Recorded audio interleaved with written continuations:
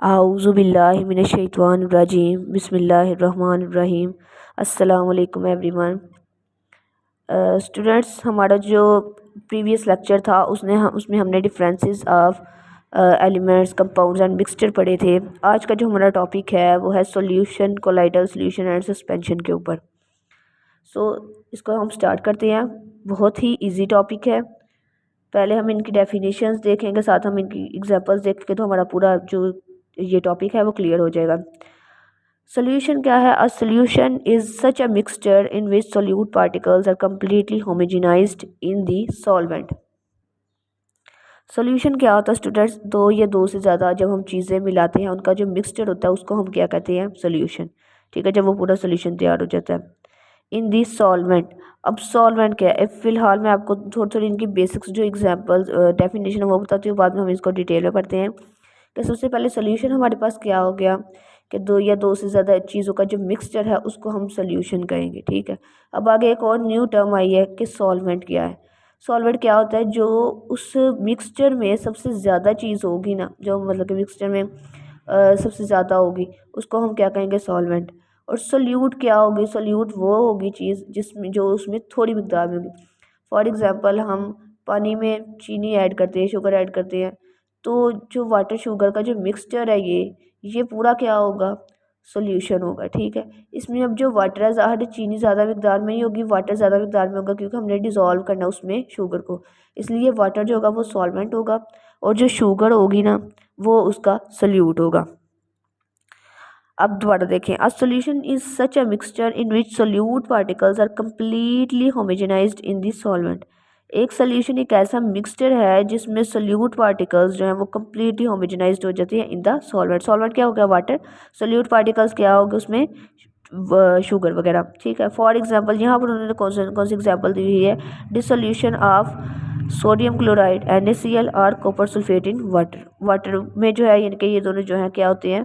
Solution इनका मतलब solute वो मिक्स हो जाते हैं। ठीक है, the solute particles is such in such a solution can not be seen by the naked eye. अब इसमें जो सोल्यूट पार्टिकल्स है, जब देखें हम जब वाटर में शुगर ऐड कर लेते हैं तो एंड पे अगर देखें तो हमें कोई पार्टिकल्स तो नज़र नहीं आते। हाँ, अगर हम मुझ छोड़े चीनी तो एक अलग बात है, लेकिन अगर हम उसको बिल्कुल ठीक तरह से हम उसको मिक्स करें तो हमें तो उसके कोई पार्टिकल्स नज़र नहीं आते। इसी तरह वो भी कहते हैं कि the solute particles in such a solution, इस तरह के सोल्यूशन में जो है can not be seen by the naked आई, यानी कि हम नंगी आंख से उसको नहीं देख सकते। If solution is filtered, these particles pass through the pores of filter paper leaving no residue। आपने देखा होगा ये फिल्टर पेपर होता है जिसको हम फनल के ऊपर रखते हैं। ठीक है, और अगर उसके ऊपर रखें और उसमें से मतलब सोल्यूशन का मिक्सचर जो है वो पास आउट कराएं तो उसके वो कहता है कि देखें कि उसमें से जो पोर्स गुजरते हैं उसके पार्टिकल्स वहाँ पर रहते हैं कि नहीं, यानी कि कोई रेजिड्यू छूटता है कि नहीं।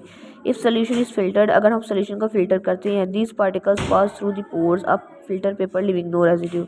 अगर हम सोल्यूशन की बात करें तो उसका कोई भी जो है कोई भी रेजिड्यू वहाँ पर नहीं रह जाएगा, सीधा सीधा जो है वाटर उसमें चला जाएगा।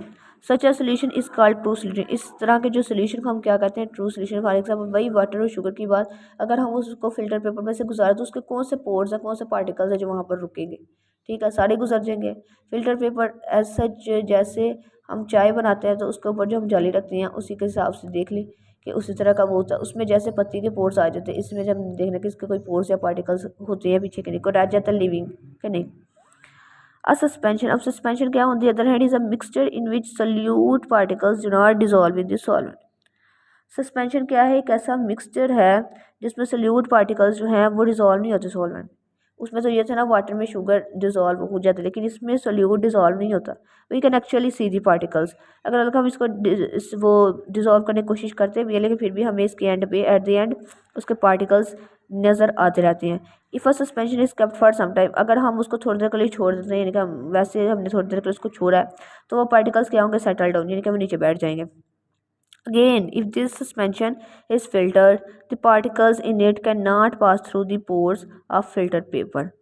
दोबारा अगर ये जो सस्पेंशन इसको फिल्टर किया जाए तो पार्टिकल्स जो हैं इसके, the particles in it cannot pass through the pores of filter paper and can be collected as a residue, यानी कि वो उसमें से गुजरेगा ही नहीं। वो तो गुजर गया था ना, सोल्यूशन का क्या था कि वो तो सीधे गुजर के चले गए थे, लेकिन इसमें क्या होगा कि ये गुजरेंगे नहीं, वहाँ पर ही रेसिड्यू के तौर पर रह जाएंगे।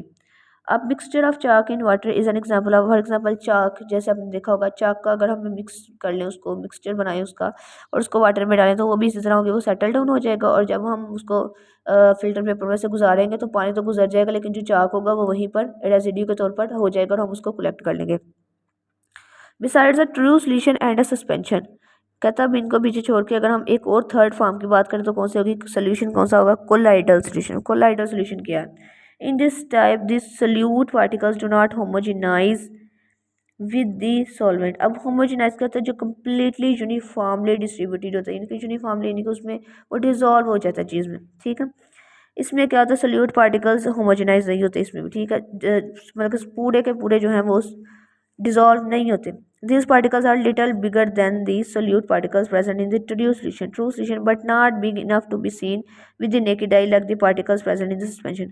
कहते हैं ये जो है सोल्यूशन से तो बड़े ही होते हैं, ट्रू सोल्यूशन से तो इसके पार्टिकल्स बड़े ही होते हैं, लेकिन इतने बड़े नहीं होते कि हम उसको नेकेड आई से देख सकें जैसे कि सस्पेंशन में है, ठीक है। सस्पेंशन में ज़्यादा नेकेड आई से देखे जा सकते हैं।